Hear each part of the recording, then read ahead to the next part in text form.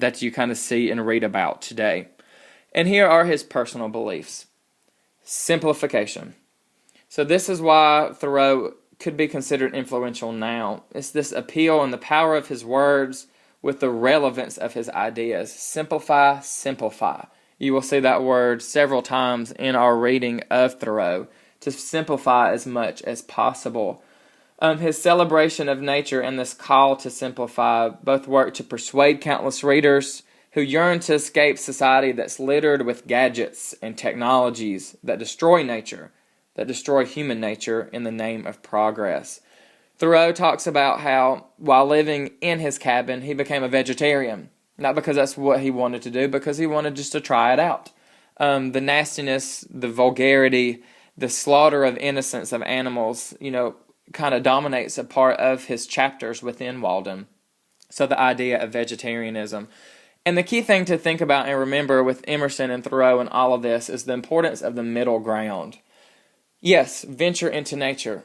Find your safe haven. Leave your obligations and what you're supposed to do behind, because that's when your mind is clear. But you do need to come back. And at the same time, not leave either your place in society or your place in solitude. It's that middle ground, that balance that keeps you deep and reflective and keeps you learning throughout life, so that then in society you can play the role that you need to play. Thoreau and Transcendentalists saw this kind of idea as very important to share. And on your screen are these 5 I's of this romanticism, this idea of, firstly, the imagination. Using the mind to imagine what could be actually achievable, not settling for the literal and what's in front of you. Looking at the literal for a common understanding, but peeling back the layers to look internally to get the true meaning of everything in front of you. Searching for the ideal. Lots of people see this as one of the weaknesses of philosophies because you can't always achieve perfection, perfectibility, and idealism. So a lot of these people are searching for things that they'll never attain. Individuality is a key point. And as I've said several times already, the key to being successful in society is the key to knowing yourself first and always bettering yourself so that you can better yourself and society as a whole. Finding inspiration in others and things once you see the truth, not in a fake appearance of something, but being inspired by moral truths. And then lastly, the 5th, trusting your gut, your intuition, human instinct, and nature, and using that to guide everything you do, to use a proper conscience with everything in front of you. Now, I mentioned some impacts. You should recognize the 2 men on your screen here. On the left is Mahatma Gandhi, and in 1906 he read Walden while working in South Africa as a civil rights activist. He himself was jailed, just like Thoreau was, and he was jailed over a nonviolent protest over the treatment of Indians here in South Africa. And Gandhi went on to read and publish a review of Thoreau's civil disobedience, and this is what he actually said about Thoreau. He called Thoreau one of the greatest and most moral men America had ever produced. He liked the idea of being disobedient in a non-violent way. And that should make you think of the next man on your screen, Martin Luther King Jr. And Dr. King even mentions Thoreau in his autobiography that he published in the 40s, or that was published in the 40s, stating the following, quote, "I became convinced that non-cooperation with evil is as much a moral obligation as is cooperation with good. No other person has been more eloquent and passionate in getting this idea across than Henry David Thoreau. As a result of his writings and personal witness, we are the heirs of a legacy of creative protest. The teachings of Thoreau came alive in our civil rights movement. Indeed, they are more alive than ever before. Whether expressed in a sit-in at lunch counters, a freedom ride into Mississippi, a peaceful protest in Albany, Georgia, a bus boycott in Montgomery, Alabama, these are outgrowths of Thoreau's insistence that evil must be resisted and that no moral man can patiently adjust to this injustice. In more modern times, many acts of anarchy have reflected upon the influence of Thoreau, from going green movements to walkouts, to protests and sit-ins, and to this term at the bottom, this anarchism. Nonviolence as many have seen, can speak larger volumes than actually shedding blood. So these two men on your screen, influenced from someone such as Thoreau, and our movements, our sit-ins today, still kind of embody and keep the legacy of Thoreau alive. This is a placard seen at in a library. And it says here, writing your name can lead to writing sentences. And the next thing you'll be doing is writing paragraphs and then books, and then you'll be in as much trouble as I am. And it's kind of funny that it's got pencils everywhere too. As stated, his dad was a pencil maker, and he himself worked with his dad to make pencils at the same times. And, just with any hot topic, there comes the controversy, being jailed, influencing people over the course of his lives, being such a drastic doer instead of just a passive thinker.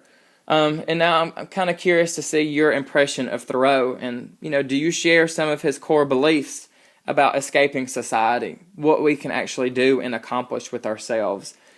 Do you believe this rapid degrading of the ability and purpose of humans, and now have we let ourselves preoccupy ourselves with meaningless devices that cause us to actually regress instead of progress? So even in the 21st century, I personally feel that Thoreau is even more alive as technology dictates and structures our entire world. Not that we don't need technology, but that we've let technology kind of hold us back and inhibit us instead of actually push us forward. I found these two images online as well that I thought were kind of funny. The classic image of Thoreau with the hipster glasses. So hipster Thoreau is judging you.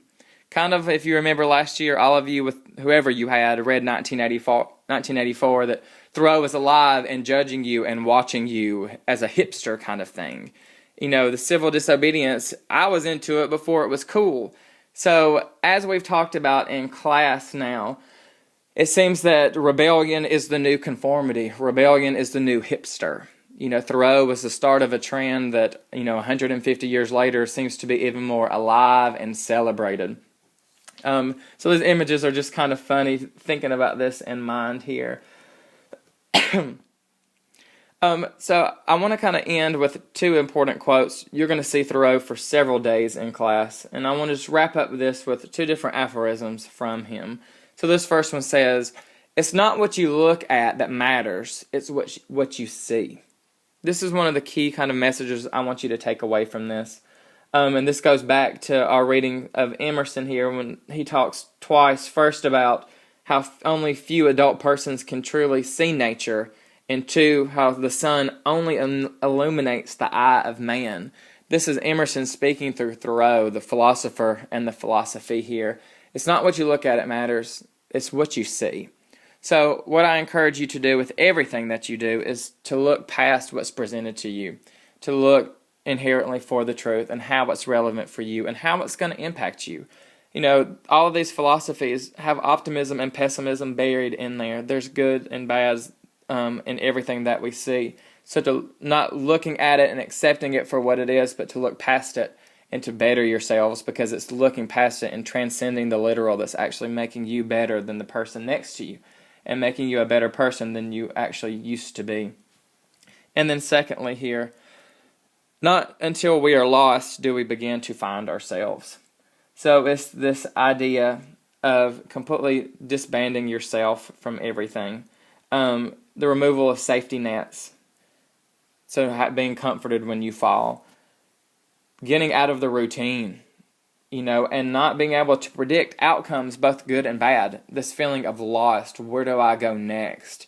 It's in our weaknesses and in these kinds of insecurities that we grow the most.